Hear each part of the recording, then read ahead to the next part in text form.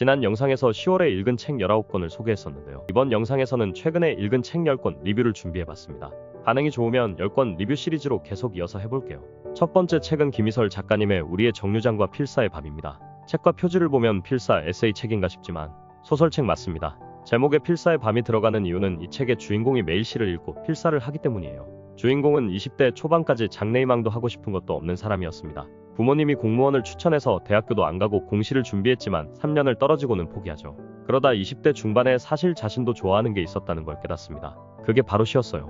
국어 시간에 마음에 드는 시를 발견하면 즉시 서점으로 달려가서 그 시인의 시를 모조리 다 읽어버리던 학생이었거든요. 주인공은 그날부로 시인이 되기로 결심하는데요. 꿈을 찾았지만 주인공을 기다리고 있는 건 현실의 벽이었습니다. 저는 책을 보면서 주인공에게 굉장히 공감이 되더라고요. 왜냐면 저도 하고 싶은 게 없어서 공시를 준비했었거든요. 떨어지는 것까지도 주인공하고 똑같았어요. 책 속의 어떤 대목 혹은 어떤 순간에서 수많은 저를 발견할 수 있었습니다. 주인공이 처한 상황이 얼마나 갑갑하던지요. 현실적인 내용의 책을 좋아하신다면 이 책 추천합니다. 두 번째 책은 마크 에드워즈의 그녀가 죽였다입니다. 한때 CC였던 커플이 헤어졌다가 동창회에서 재회하면서 다시 사랑에 빠지는데요. 여자는 남자와 헤어지고 난 후 다른 동창과 결혼을 했었는데 남편이 죽어서 지금은 싱글이었습니다. 그런데 여자가 남자에게 사실 그 남편을 자신이 죽였다고 고백합니다. 그 이유는 남편의 가정폭력이었습니다. 여자는 먼저 남편을 죽이지 않았으면 자신이 죽었을 거라고 하는데요. 여자의 충격적인 고백을 들은 남자는 여자를 위로해주면서 더 사랑해주겠다고 다짐합니다. 그런데 문제가 있었어요. 여자의 살인 고백을 몰래 들은 제3자가 있었거든요. 그 사람은 곧 여자의 범죄를 신고하겠다며 협박을 해옵니다. 남자와 여자는 이 사태를 수습하려 하는데요. 그러면 그럴수록 사태가 점점 더 심각해집니다. 중반까지 읽다가 책을 덮을까 고민했었어요. 여자와 남자가 점점 나락으로 떨어지는 걸 보기가 힘들더라고요. 그래서 마음이 불편해지는 책을 싫어하시는 분들에게는 이 책을 추천하지 않습니다. 그럼에도 제가 이 책을 완독한 두 가지 이유가 있습니다. 하나는 뛰어난 가독성이었고요. 다른 하나는 출판사에서 적은 홍보 문구 때문이었습니다. 마지막 한 문장이 묵직한 한 방을 선사한다고 써 있었거든요.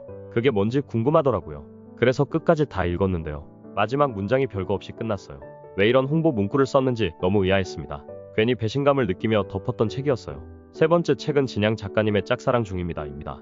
이 책의 여주 성인은 회사를 때려치우고 평생의 꿈이었던 샌드위치 가게를 차립니다. 근데 현실은 성희의 생각과 달랐죠.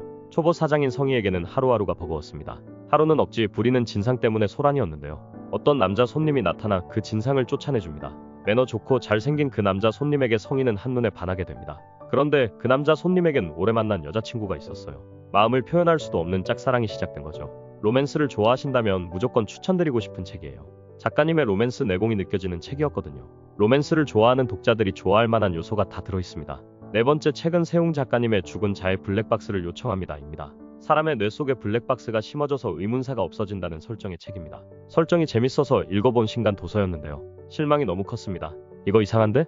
싶은 부분이 책에 너무 많았어요. 9시 뉴스에서 삼성에 대한 소식을 전달했다고 쳐볼게요. 그런데 앵커가 마지막에 이재용 회장님 회사를 위해서 잘 생각하셔야 할 겁니다.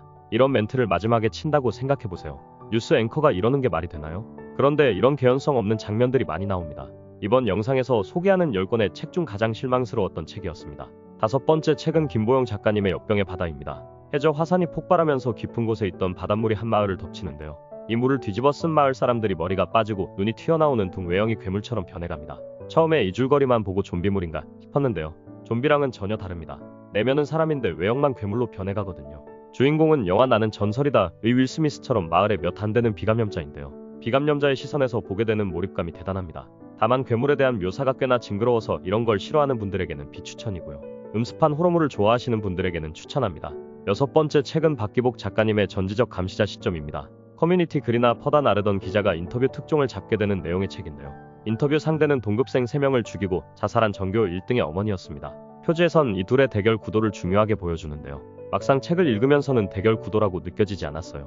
기자와 살인자 엄마의 팽팽한 심리 싸움을 기대하시면 실망하실 수 있습니다. 전 오히려 본격적인 인터뷰가 시작되는 중반보다 초반이 더 재밌었고요. 뒤로 갈수록 느슨해졌습니다.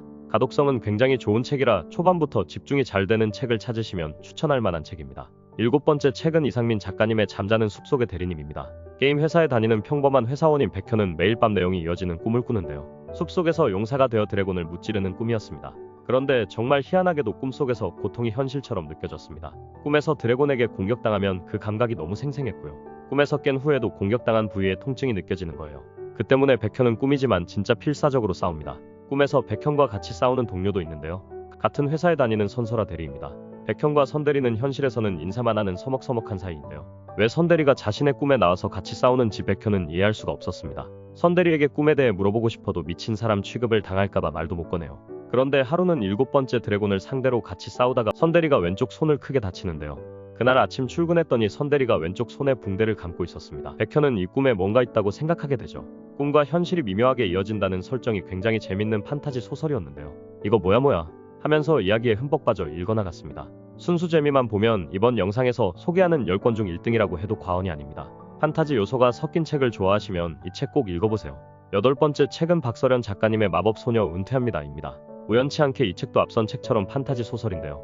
이것도 정말 재밌었어요. 카드빚 때문에 자살하려던 여자가 사실은 마법소녀가 될 운명임을 알게 되면서 각성하게 되는 이야기인데요. 소재도 신선했고 전개가 예측이 잘 안 돼서 좋았습니다. 마법소녀가 된 주인공이 지구를 지키는 사명감보다 마법 능력으로 카드빚을 갚을 수 있을지를 궁금해하는 현실적인 부분도 너무 재밌었어요. 어릴 때 누구나 한 번쯤 나에게도 초능력이 있지 않을까? 하는 생각을 해보잖아요. 갑자기 신분이 바뀐 주인공을 보면서 왠지 대리만족이 되더라고요. 정말 재밌으니까 꼭 읽어보세요. 참고로 마법소녀 복직합니다 라는 2편도 있습니다. 9번째 책은 서은채 작가님의 내가 죽기 일주일 전입니다. 6년 전에 죽은 첫사랑 남자가 저승사자가 되어 주인공을 찾아오더니 일주일 뒤에 교통사고를 당해서 끔찍하게 죽을 거다 라는 말을 전합니다. 그러더니 남자의 이름을 3번 부르면 편하게 죽게 해준다고 하죠. 여자는 아직 일주일이 남았으니까 이름을 부르지 않고 버티는데요. 뜬금없이 남자가 여자에게 버킷리스트를 작성해보라고 합니다. 여자는 하고 싶은 게 없었는데요. 남자가 사실 자기가 하고 싶었는지 영화 보기, 일출 보기 등등을 써내려갑니다. 둘은 한 번부터 순서대로 하나씩 해나가는데요. 여자는 일주일 뒤에 죽을 건데 이게 무슨 의미가 있나 싶으면서도 첫사랑과 다시 만나 데이트를 하니 기분이 좋긴 했죠. 그런데 그 끝에 예상치 못한 결말이 기다리고 있었습니다. 저승사자 이야기라고 하면 뻔한 내용이 아닐까 싶잖아요.